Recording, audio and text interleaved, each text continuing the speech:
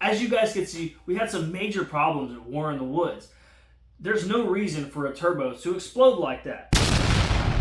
Well, maybe there was.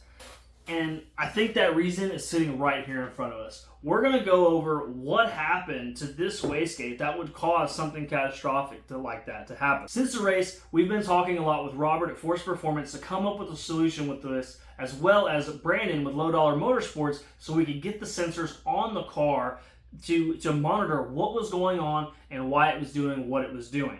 So we're going to go ahead and open this up. Now, I did already fix this, but we're going to go over what happened. I'm going to show you a little video of what it looked like before we fixed it, as well as what we're going to do to keep this from happening again.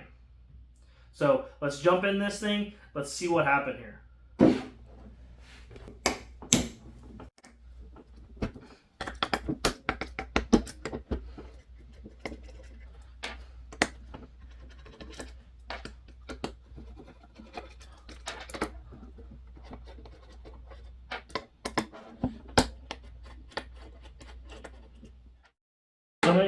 Some of you guys may want to do, that's one way to do it. What some of you guys may want to do is do this in a vise. This has a very small spring in it, so we're not going to have a whole ton of tension. I'll usually just leave one tight, take all the rest off, and then hold it down and pull that one. All right, so we're going to go over what exactly happened, and I'm going to insert a clip where you can see exactly what went down. Look loose. It's leaking some more. Here we have top of the wastegate. This is our dome pressure sensor. This is how we measure how much pressure is going to the top of the gate, and we are going to tune based off of that. Wastegate spring. This is like a 2.5, 3 pounds, something like that, which we're actually going to verify with this gauge. So let's go over what happened. I always think it's a good idea to mark these. This is just P passenger, because I did have these all the way apart.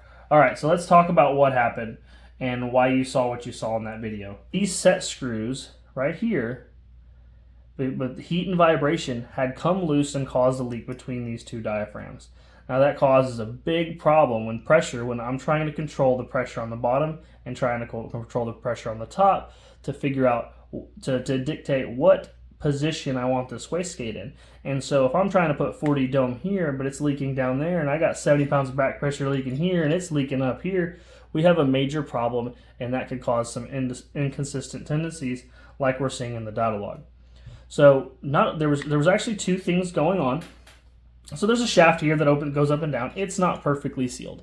It's pretty good, but it's not perfectly sealed. Now this wastegate over here, not only was it loose, it was nice and dry as it should be, but the other side was actually full of oil, because what was happening is this turbocharger wasn't really doing a whole lot of work on this side because we had all this leakage, and the other turbocharger was getting pushed extremely hard and caused it to actually leak oil in the bottom, which in turn created a better seal on the shaft. So there's oil between the seal. So now we have like a really good working wastegate on one side and a faulty wastegate on another, which was causing one turbo to be way overworked compared to the other.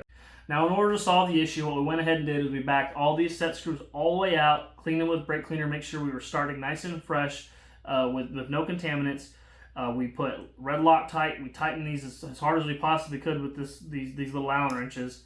We tightened everything up. We're going to let it set up before we even run it, and then assemble this wastegate, and then we're going to go ahead and test it to make sure it is opening and closing without any leaks through the shaft, as well as now we know that the set screws are tight. So now what we're going to do is we're going to go ahead and we're going to reinstall the spring and put the dome back on and then test it with our pressure tester.